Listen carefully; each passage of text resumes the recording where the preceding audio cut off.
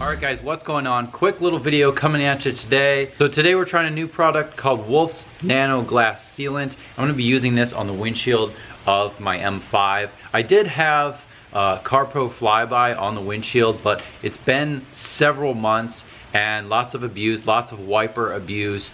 You know, I drove it from Ohio to Florida, and you know, it's been sitting outside. It was exposed to a little bit of salt, so it's totally broken down. So today's an opportunity to put a new product on. So this is something I've actually never used before, but a lot of guys I know use it. So today we're gonna jump right into it and apply this on the windshield. So I'm not gonna insult you, but the first step is to clean your windshield.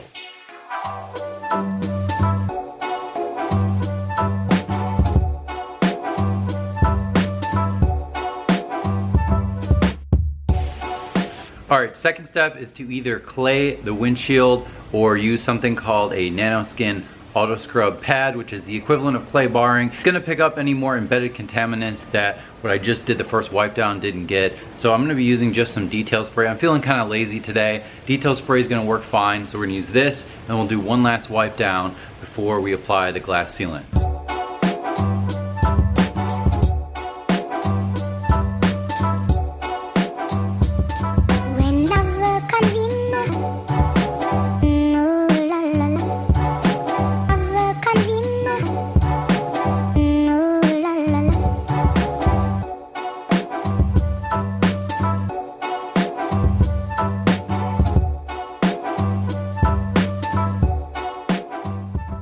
Alright, so I should mention that some guys, especially the very detail-oriented people, are going to say, hey bro, you should polish your windshield because you're not fully removing everything that could have been on there and there could still be contaminants and yada yada.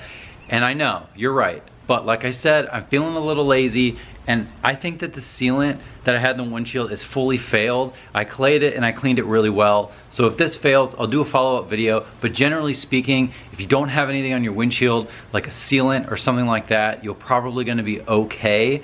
If I wanted to spend another 20 minutes or something on this project, I could, but today we're not gonna be doing that. Next step, which is really difficult, and by really difficult, I mean, assuming you're a functioning human being, you should be able to do this. Kind of funny that I can't even take this cap off after I said that. So the directions say you should apply it in small little areas, cover the entire windshield until it's hazed over, and then do another coat to make sure that the full area, the entire windshield, is fully hazy, you know, evenly throughout. Let it dry for 10 to 15 minutes, that's what the bottle says, and then buff it off with a microfiber or a damp microfiber, or one that has a little bit of glass cleaner in, just so you can pick up the windshield coating a little bit easier. So this is a little bit of trial and error on my part, I'm not gonna lie.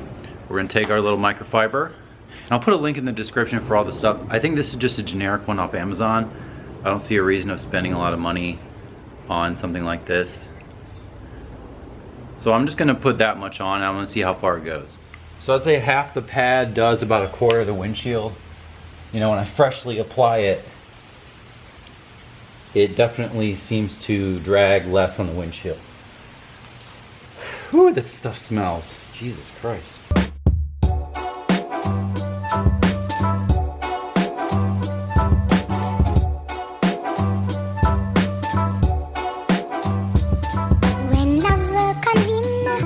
Alright, so I take that back. It doesn't say apply 2 coats, but it says apply until an even haze. So I'm gonna go through and kind of do like a second coat anyways, because I didn't really use that much, and it says apply a moderate amount. I applied a little bit less than that, you know, technically speaking.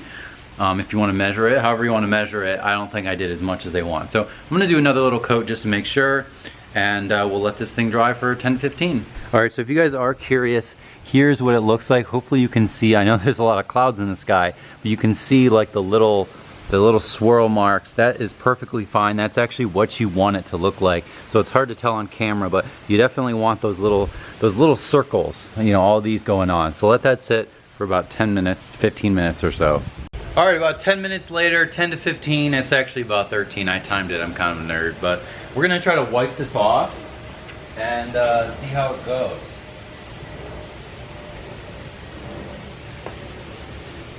All right, I got my cloth a little damp because it wasn't fully coming off.